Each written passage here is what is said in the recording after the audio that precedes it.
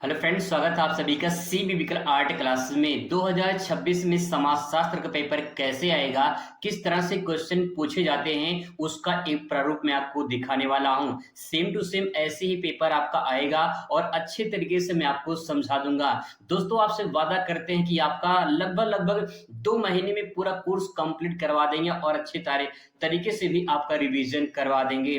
तो चलिए शुरुआत करते हैं और समझते हैं समाजशास्त्र का पेपर 2026 में कैसा आएगा। सबसे पहले ये आप पेपर देख लीजिए, सेम टू सेम ऐसे ही 2026 में समाजशास्त्र का पेपर देखने को मिलेगा, जिसमें आपको 3 घंटे 15 मिनट का समय दिया जाएगा। पूर्णांक आपका 100 होगा और इसमें जो क्वेश्चन होंगे इस प्रकार से क्वेश्चन डिवाइड रहेगा। क्वेश्चन जो रहेगा वो 1 से लेकर 10 तक जो है बहुविकल्पीय प्रश्न पूछे जाएंगे और प्रश्न संख्या 11 से लेकर 20 तक अति लघुत्तरीय प्रश्न पूछा जाएगा। इसके बाद दोस्तों यहाँ पे जो आपका अति लघुत्तरीय प्रश्न होगा वो लगभग 25 शब्दों में आपको आंसर देना होगा और 21 से लेकर 26 तक लघुत्तरीय प्रश्न रहेगा, जिसका जो शब्द सीमा है वो 50 दिया गया है और 27 29 आपका विस्तृत उत्तरीय प्रश्न रहेगा। इसका उत्तर आपको 150 शब्दों में देना होगा। ये तो बात होगी पेपर पैटर्न के बारे में। अब इस प्रकार से मैं आपको बहुविकल्पीय क्वेश्चन दिखाता हूं, इसको सॉल्व करेंगे। फिर इसके बाद अति लघुत्तरीय, लघुत्तरीय और विस्तृत उत्तरीय भी क्वेश्चन आपको दिखा देंगे कि किस टाइप से क्वेश्चन बनते हैं। तो सबसे पहले बहुविकल्पीय क्वेश्चन में जो है यहाँ पे 4 विकल्प दिए गए हैं। पहला प्रश्न आपके सामने है और पहला प्रश्न कह रहा है कि दहेज निरोधक अधिनियम कब पारित हुआ था। तो देखिए, दहेज निरोधक अधिनियम लिखा है, ये आया था 1961 में। एक कानून बनाया गया था कि दहेज लेना और दहेज देना दोनों कानून अपराध है। ना तो दहेज आप मांग सकते हैं, ना तो कोई दहेज दे सकता है। लेकिन इसमें थोड़ा सा अपवाद है कि अगर कोई अपने स्वेच्छा से दहेज देता है तो उसमें ये जो है लागू होता है। लेकिन महिलाओं के उत्पीड़न से बचाने के लिए, उनकी जो घरेलू हिंसा हो रही थी उससे बचाने के लिए जो है ये दहेज निरोधक अधिनियम जारी किया, मतलब पारित किया गया था और ये 1961 में आया था। इसका राइट आंसर 1961 हो जाएगा। आगे बात करते हैं नेक्स्ट क्वेश्चन पे। अगला है दोस्तों, ब्रह्म समाज की स्थापना कब हुई थी। तो ब्रह्म समाज की स्थापना 1828 में हुई थी, 1828 में हुई थी और ब्रह्म समाज की स्थापना राजा राम, ठीक है, राजा राम मोहन राय ने किया था। इसको ध्यान रखेंगे, राजा राम मोहन राय ने किया था। एक नंबर का ये भी पूछ सकता है कि ब्रह्म समाज की स्थापना कब और किसने की थी, तो ये भी ध्यान रखिएगा। आगे बात करते हैं, नेक्स्ट क्वेश्चन है, जाति एक बंद वर्ग है, ये किसने कहा है। जाति एक बंद वर्ग है, डीएन मजूमदार या फिर एस.सी. दुबे, मैकाइवर यौन पेज या एम.एन. श्रीनिवास ने कहा है, किसने कहा है। तो इसमें राइट आंसर हो जाएगा आपका पहला, डीएन मजूमदार। दोस्तों को बता दें कि जाति एक बंद वर्ग, इसका मतलब ये है कि जैसे कोई बच्चा है, ठीक है, कोई बच्चा है, ये बच्चा जिस जाति में जन्म लेता है उसी जाति उसके साथ जुड़ जाती है, क्योंकि जाति जो होती है वो जन्म से आधारित होती है। कहने का मतलब ये है कि जो बच्चा जिस जाति में जन्म ले लिया उसकी जाति उस बच्चे के साथ जुड़ जाती है, इसीलिए जाति एक बंद वर्ग है। बंद का मतलब होता है भैया एक तरह से बंद है, ओपन नहीं हो सकता है। अगर आप चाहें तो अपनी जाति से अलग नहीं हो सकते हैं। जिस जाति में बच्चा पैदा हो गया उसकी जाति उसके साथ जुड़ जाती है, इसीलिए यहाँ पे ये जाति एक बंद वर्ग कहा गया है, डीएन मजूमदार ने कहा है। आगे बात करते हैं दोस्तों अगले क्वेश्चन पर। अगला क्वेश्चन है कि अन्य पिछड़े वर्ग की समस्या क्या है। यानी जो ओबीसी अन्य पिछड़े वर्ग में आते हैं, अदर बैकवर्ड क्लास में आते हैं, उनकी समस्या क्या है। तो समस्या है आर्थिक पिछड़ेपन की समस्या। क्या ये समस्या है? बिल्कुल ये समस्या है। दूसरा है शिक्षा के क्षेत्र में पिछड़ेपन की समस्या। क्या ये भी समस्या है? हाँ, शिक्षा के क्षेत्र में पिछड़ेपन का एहसास करते हैं। अगला है राजनीतिक उत्पीड़न, शोषण और अत्याचार की समस्या।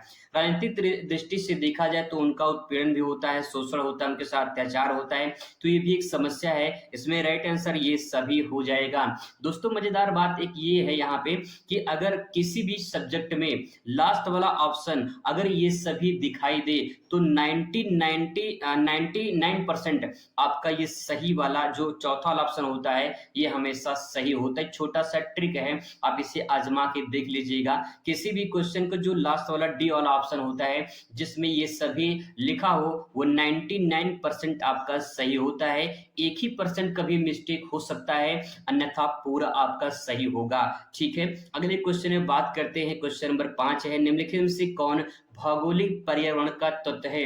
भौगोलिक का मतलब ये होता है कि जियोग्राफिकल हो, इन्वायरमेंट से संबंधित हो। तो धर्म जो है ये जियोग्राफिकल नहीं है, इन्वायरमेंट से संबंधित नहीं है। वर्षा, जो वर्षा होती है ये भौगोलिक है, तो वर्षा जो है इसमें राइट आंसर हो जाएगा। विश्वास इसके बाद लिखा गया है और यहाँ पे विवाह है, तो इसमें राइट आंसर आपका वर्षा हो जाएगा। ठीक है, चलिए आगे बात करते हैं। क्वेश्चन नेक्स्ट है, ये क्वेश्चन है, लोकतंत्र जनता के द्वारा जनता के लिए चुना गया सरकार, उसे किसने कहा है? ये जैसे लोकतंत्र की परिभाषा दिया है अब्राहम लिंकन ने, तो इसमें राइट आंसर हो जाएगा अब्राहम लिंकन ने। यूएसए के राष्ट्रपति थे अब्राहम लिंकन ने, जिन्होंने कहा था कि लोकतंत्र जनता के द्वारा और जनता के ही सरकार लोकतंत्र कहलाती है, ये अब्राहम लिंकन ने कहा था। आगे बात करते हैं क्वेश्चन नंबर 7 पर, मेक इन इंडिया का उद्देश्य क्या है? मेक इन इंडिया का उद्देश्य क्या है? तो इसमें आत्मनिर्भर भारत बनाना, या फिर आर्थिक वृद्धि, या फिर आधुनिक मशीनों का प्रयोग, या फिर उपयुक्त सभी। मैंने अभी आपको हाल ही में छोटा सा ट्रिक बताया था कि लास्ट वाला ऑप्शन अगर ये सभी दिखाई दे तो इसमें राइट आंसर ये सभी हो जाएगा। ठीक है, आगे बात करते हैं। क्वेश्चन नंबर नेक्स्ट है, जनसंचार का माध्यम का रूप क्या है? तो मुद्रित संचार माध्यम, ये भी जनसंचार का माध्यम है। विद्युत संचार माध्यम, श्रव्य दृश्य संचार माध्यम, श्रव्य मतलब सुनना, दृश्य मतलब देखना, जैसे आप मुझे देख पा रहे हैं, सुन पा रहे हैं, तो ये भी एक संचार का माध्यम है। लास्ट में लिखा उपयुक्त सभी, इसका मतलब ये राइट आंसर हो जाएगा। ठीक है, चलिए क्वेश्चन नंबर 9 देखते हैं। यहाँ पे भारत में अन्य पिछड़ा वर्ग यानी ओबीसी की प्रमुख समस्या क्या है? तो इसमें क्वेश्चन रिपीट हुआ लेकिन आंसर यहाँ पे अलग दिया गया है, तो इसलिए देखिए शिक्षा बेरोजगारी, निर्धनता, राइट आंसर ये सभी हो जाएगा। ठीक है, आई होप आपको समझ में आ चुका होगा ट्रिक। और यहाँ पे अगला बात करते हैं, सांस्कृतिकरण शब्द की उत्पत्ति किसने की थी? तो जो सांस्कृतिकरण है इस शब्द की उत्पत्ति किसने की है? एम.एन. श्रीनिवास, राधा कमल मुखर्जी, एस.सी. दुबे, या आंद्रे वेदई। तो इसमें राइट आंसर हो जाएगा आपका श्रीनिवास, एम.एन. श्रीनिवास। सांस्कृतिक जो शब्द है इसकी उत्पत्ति इनके द्वारा हुई थी। दोस्तों ये क्वेश्चन थे 10 जो काफी इंपॉर्टेंट थे बहुविकल्पी, इसका उत्तर भी देखने को आपको यहाँ पे मिल जाएगा। और इसके बाद जो है आपका शुरू होता है यहाँ पे अति लघुत्तरीय प्रश्न। जो भी यहाँ पे प्रश्न रहेगा वो 3 नंबर आपको देकर जाएगा। 25 शब्दों में आंसर लिखना है, बहुत ही सिंपल आसान शब्दों में इसको मैं समझाने का प्रयास करूंगा।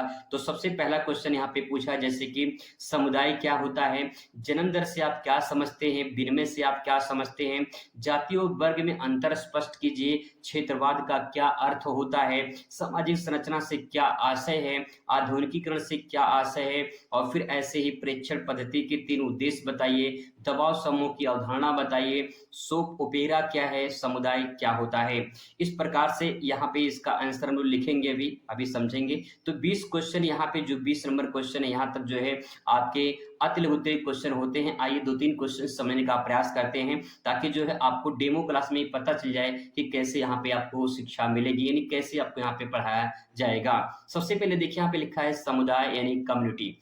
दोस्तों समुदाय या कम्युनिटी का मतलब होता है एक ऐसा समूह, एक समूह है। जो समुदाय होता है वो एक समूह होता है जिसमें समान रुचि, संस्कृति, भाषा, भौगोलिक क्षेत्र या उद्देश्य वाले लोग शामिल होते हैं। आगे मैं भी डिटेल में समझाऊंगा, बस पहले पढ़ लेते हैं। समुदाय का निर्णय साझा मूल्यों और आपसी सहयोग पर आधारित होता है। अगर एग्जाम्पल के तौर पे बात करें जैसे ग्रामीण समुदाय है, शहरी समुदाय है, धार्मिक समुदाय है। अब एग्जाम्पल से समझने का प्रयास करते हैं। इसको कह रहा है समुदाय क्या होता है, एक समूह होता है। ठीक है, पहला पॉइंट क्या है, एक समूह होता है। ये ऐसे समूह का होता है जहां पे एक समान रुचि वाले होते हैं, एक समान भाषा वाले होते हैं, एक समान क्षेत्र वाले होते हैं। जैसे गांव की बात कर लेते हैं, गांव में जो होता है एक समान रुचि वाले होते हैं, समान भाषा वाले होते हैं। हर क्षेत्र का जो है अपनी अपनी भाषा होती है, हर क्षेत्र के लोगों की अपनी अपनी रुचि होती है, हर क्षेत्र के लोगों का अपना एक भौगोलिक क्षेत्र होता है। तो जहां पे एक समान रुचि, समान भौगोलिक क्षेत्र,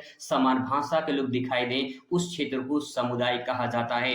एग्जाम्पल के तौर पर और बता दें, जैसे कि मान लीजिए तमिलनाडु में रहने वाले व्यक्तियों का जो भाषा है उनकी अलग भाषा है तो उनका समुदाय अलग हो जाएगा। अगर केरल की बात करें तो केरल तमिल में जो भाषा बोली जाती है, मलयालम, उस प्रकार से उनकी भाषा, उनका क्षेत्र, उनका समुदाय अलग हो जाएगा। ऐसे ही महाराष्ट्र में जो लोग रहते हैं, मराठी भाषा बोलते हैं, तो उनका भाषा, उनका क्षेत्र अलग हो जाएगा। तो उनका जो क्षेत्र है, उनकी जो भाषा है, उन भाषा के लोगों को समुदाय कहा जाता है, जिनका एक गुट, एक समूह होता है। तो इस प्रकार से एक लाइन में अगर को परिभाषित करना है तो आप इसमें समुदाय में ले सकते हैं, ऐसे लोगों का समूह जिसमें विशेष एक भाषा, विशेष क्षेत्र, विशेष धर्म होता है, उन्हें समुदाय कहा जाता है।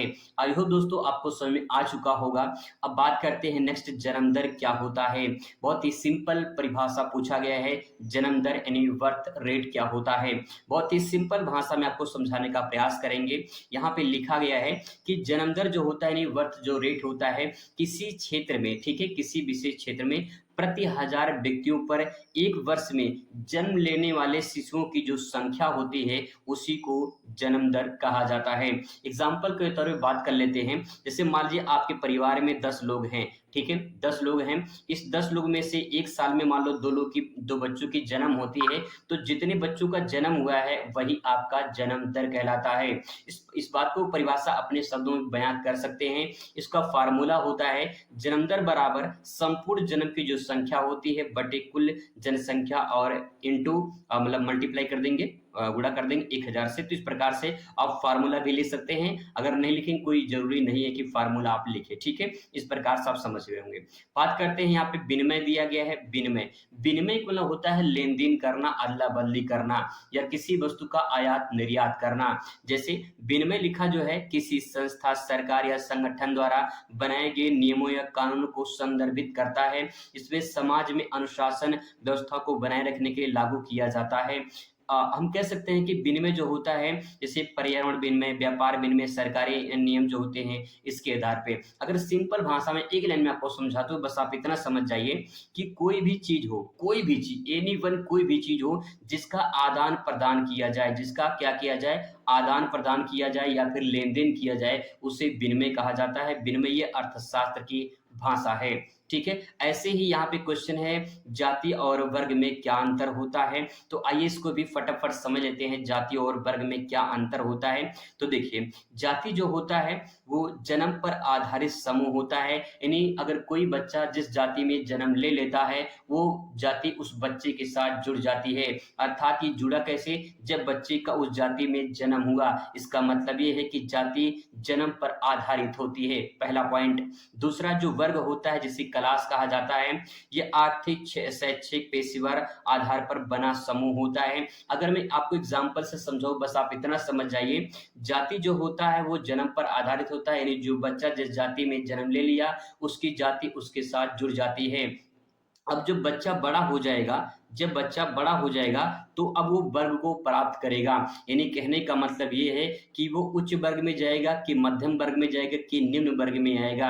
अर्थात मान लेते हैं कि बच्चा अगर जो है नौकरी पा जाता है, ठीक है, अगर बच्चा नौकरी पा जाता है और नौकरी पाकर अपना जीवन यापन अच्छे से करने लगता है, अपने परिवार को अच्छे से सुविधाएं देता है, तो वो आपका उच्च वर्ग में आ जाएगा। और अगर कोई नौकरी नहीं पाता है, कोई बिजनेस करता है, ठीक है, तो वो मध्यम वर्ग में आ जाएगा। और अगर कुछ भी नहीं करता है, अब नॉर्मल खेतीबाड़ी और नॉर्मल जीवन चलता है, तो वो निम्न वर्ग में आ जाएगा।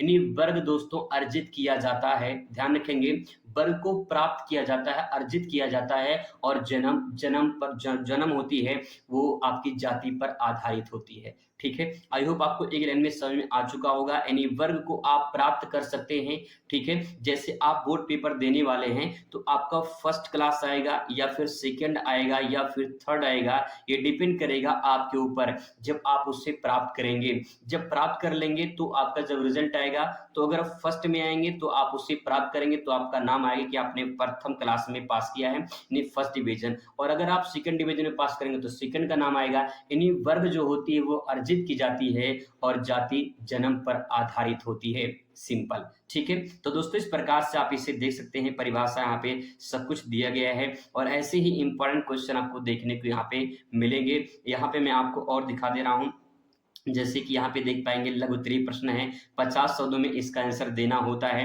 क्वेश्चन है, पुरुषार्थ के प्रमुख पक्षों पर प्रकाश डालिए, जनसंख्या वृद्धि के दुष्परिणामों को समझाइए। ऐसे इंपॉर्टेंट क्वेश्चन आपको देखने को मिलेंगे। अभी आप पूरा तो किताब तो नहीं पढ़े होंगे, अभी तैयारी आप कर रहे होंगे। धीरे धीरे करके मैं दोस्तों आपको पूरा अच्छे से तैयारी करवा दूंगा, आप बिल्कुल टेंशन ना लीजिए। अगर आपको लगता है कि यहाँ पे फायदा मिल सकता है तो आप चैनल को सब्सक्राइब कर सकते हैं। मैं आपको विश्वास दिलाता हूँ कि अच्छे तरीके से क्लास में ही आपको तैयार करवा दूंगा और बेहतरीन तैयारी लगभग 2 महीने में पूरा कंप्लीट करवा देंगे।